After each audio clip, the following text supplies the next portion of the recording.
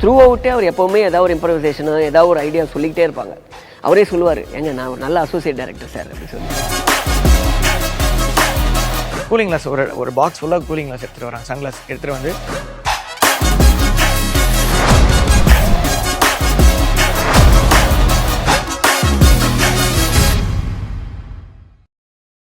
குறைக்கிறதுக்கு தான்.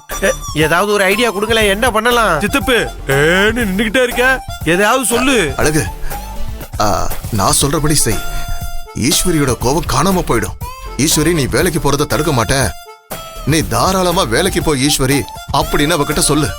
அவ கண்டிப்பா மனசு மாறிடுவா. பாஸ், இது செம்ம ஐடியா பாஸ்.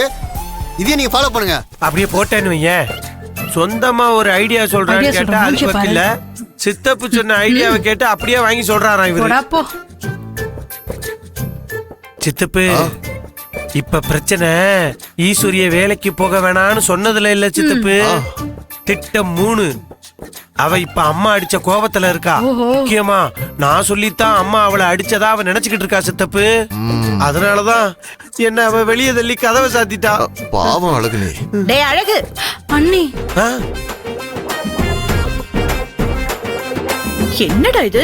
நானும் உன் டீம் தானே. என்ன மட்டும் விட்டுட்டு நீ பாட்டுக்கு மீட்டிங் போடுறியே. இரு நானும் வந்து கலந்துக்கிறேன். இரு, வா வா. வாமா வாமா, சீக்கிரமா வா.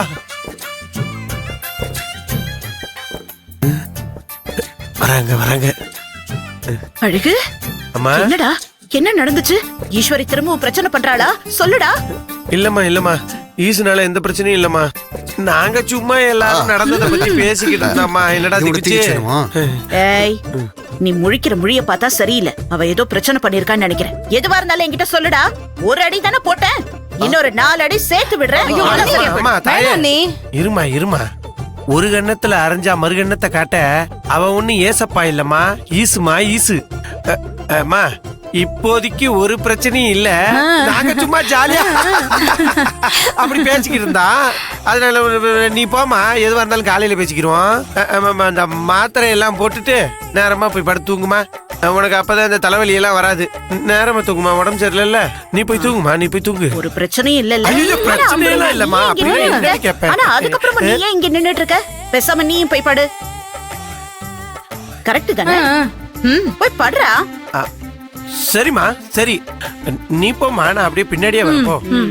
சரி போங்க எல்லாரும் படுங்க. சரிங்க அண்ணி, நானும் போறேன். சரி அழகு, நாங்க வரட்டுமா? மாப்பிள்ள கிளம்புறேன் பாஸ். எல்லாரும் கிளம்பிட்டாங்க. அம்மா கூட்டத்தை கலைச்சிட்டாங்களே. நம்மளும் போய் படுப்போம். பாத்தீங்களா அத்தை, அழகு மாமாவை எப்படி நடிச்சு ஏமாத்துறாங்கன்னு பாத்தீங்களா? ஈஸ்வரி இவங்க அடிச்சதெல்லாம் டிராமா அத்தை. இப்பவே இந்த விஷயத்த அழகு மாமா கிட்ட சொல்லுங்க. இப்ப வேண்டாம் திவ்யா. காலையில வரைக்கும் இவங்க என்னெல்லாம் கூத்து பண்றாங்கன்னு பாப்போம். அதுக்கப்புறமா பக்குவமா அழகிட்ட சொல்லுவோம். வா போலாம்.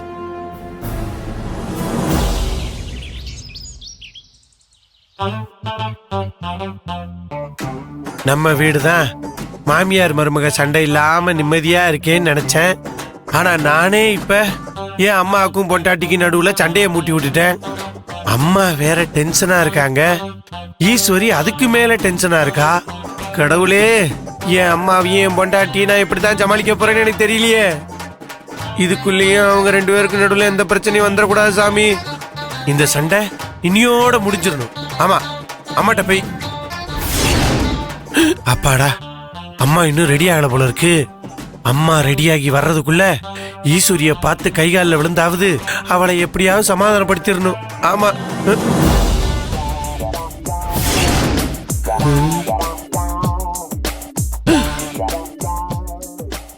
அம்மா ரெடியாகி வந்துட்டாங்களா?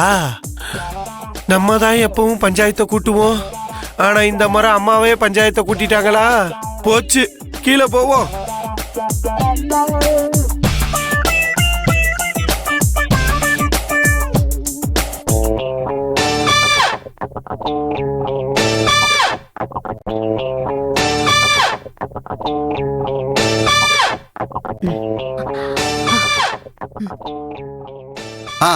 பாஸ் வந்துட்டாரு, பஞ்சாயத்து ஆரம்பிக்கலாம்.